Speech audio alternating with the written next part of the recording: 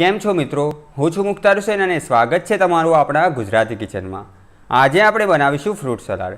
આપણે આ ફ્રૂટ સલાડની અંદર એક અલગ પ્રકારની ક્રીમ પણ બનાવીશું, જેથી તમે જે ઘરે ફ્રૂટ સલાડ બનાવો છો તેનાથી આ ફ્રૂટ સલાડનો ટેસ્ટ એકદમ અલગ અને સરસ થઈ જશે। અને જ્યારે પણ તમે આ રીતે આ ફ્રૂટ સલાડ બનાવશો તો તમને વારંવાર બનાવવાનું મન થશે અને ખાવાનું પણ મન થશે। તો ચાલો શરૂ કરીએ।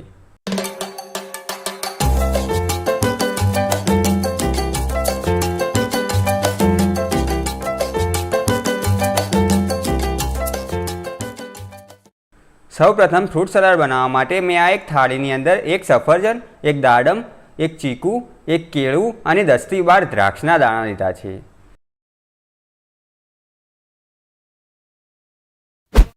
હવે આ સફરજનને આ રીતે કાપીને વચ્ચેથી બીજ નીકાળી લેવાના છે।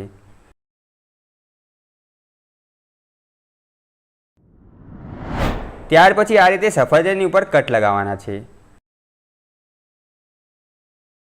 અને ત્યાર પછી આને ફેરવીને ઝીણું કતરી લેવાનું છે। અમુક લોકો સફરજનની ઉપરથી છાલ નીકાળીને પછી કતરે છે, પણ મને સફરજનની છાલ નીકાળ્યા વગર જ પસંદ છે, માટે મેં આને છાલ નીકાળ્યા વગર આ રીતે કાપી લીધું છે। પણ જો તમારે છાલ નીકાળવી હોય તો નીકાળી શકો છો। ચાલો હવે ચીકુની ઉપરથી આ રીતે છાલ નીકાળી લઈશું અને હવે ચીકુની અંદરથી બીજને નીકાળીને ચીકુને ઝીણા કાપી લેવાના છે।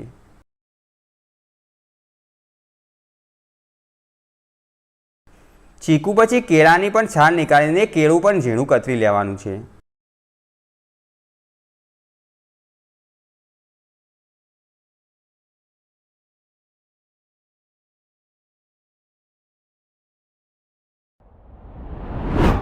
ત્યાર પછી દ્રાક્ષને પણ આ રીતે 2 ટુકડામાં કાપી લેવાની છે।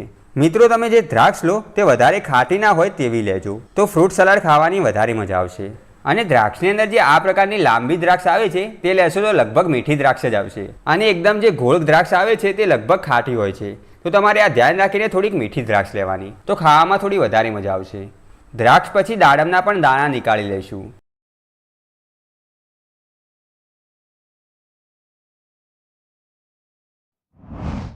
જુઓ, મેં બધા ફ્રૂટને કતરીને અને દાણા નીકાળીને આ થાળીઓમાં લઈ લીધું છે। તો ચાલો હવે એક કપ લઈશું અને આ કપની અંદર 4 થી 5 ચમચી જેટલું ઠંડુ દૂધ લઈશું। હવે આ દૂધની અંદર 1 થી 2 ચમચી જેટલું પીળું કસ્ટર્ડ નાખીશું। આ પીળું કસ્ટર્ડ તમને કરિયાણાની દુકાને સરળતાથી મળી રહેશે, અને આ કસ્ટર્ડને દૂધ સાથે બરાબર મેળવી દેવાનું છે। ચાલો હવે એક કડાઈ લઈશું અને આ કડાઈની અંદર 500 ગ્રામ જેવું દૂધ લઈશું।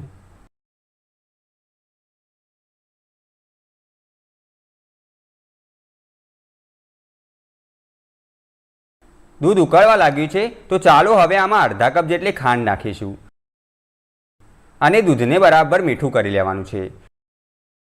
જો તમારે વધારે ખાંડ નાખવી પડે તો નાખી દેજો અને દૂધને બરાબર મીઠું કરી લેજો। હવે આમાં ખાંડ નાખ્યા પછી આપણે જે કસ્ટર્ડ તૈયાર કર્યું હતું તે આ રીતે થોડુંક થોડુંક નાખીને ચમચા વડે દૂધને હલાવતા જવાનું છે, જેથી કસ્ટર્ડ દૂધ સાથે બરાબર મળી જાય અને ગાંઠો ના પડે।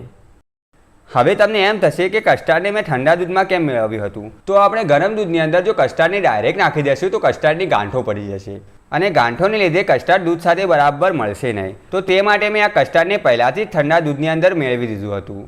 તો તમારે આ રીતે કરી લેવાનું।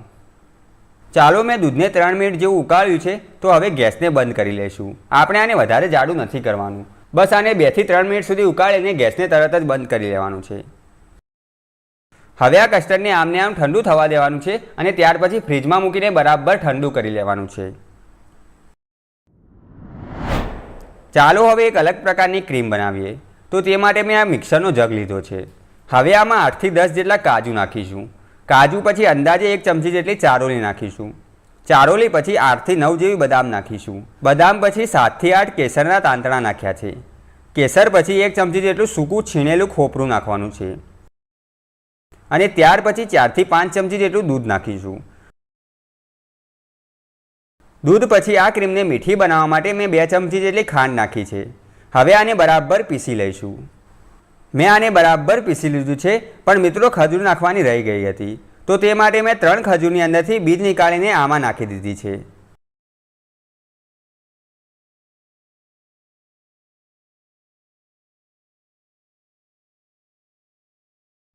હવે આને બરાબર પીસી લઈશું।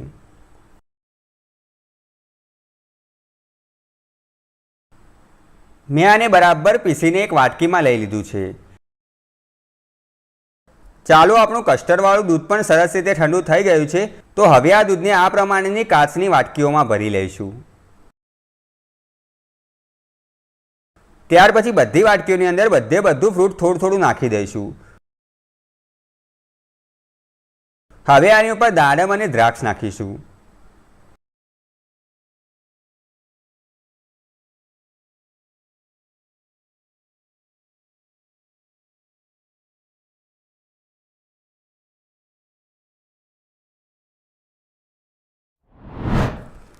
દાડમ અને દ્રાક્ષ નાખ્યા પછી આપણે જે ક્રીમ બનાવી હતી તે 2 ચમચી જેટલી નાખી દઈશું। તમારે જો વધારે નાખવી હોય તો નાખી શકો છો। મિત્રો, આ ક્રીમના લીધે આપણા ફ્રૂટ સલાડનો ટેસ્ટ એકદમ સરસ થઈ જશે અને તમે જે ઘરે ફ્રૂટ સલાડ બનાવો છો તેના કરતાં ટેસ્ટ એકદમ અલગ લાગશે। તો તમે આ રીતે ક્રીમ પર બનાવી શકો છો।